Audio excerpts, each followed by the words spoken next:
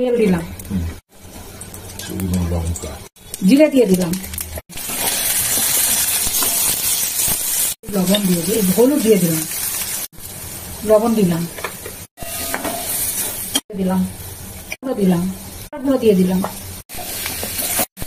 এবার এটাকে কষতে নেবো, তারপরে জল দিয়ে দিলাম।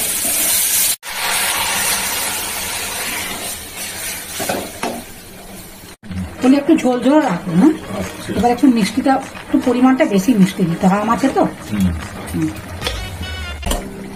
এটা তাহলে হচ্ছে তোমার আমি চল, এই যে আমগুলো, এই যে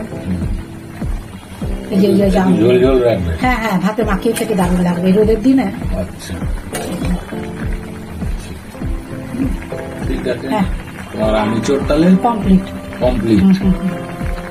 সুন্দর খট খট করছে, দারুণ গন্ধ বেরোচ্ছে, দারুণ লাগছে।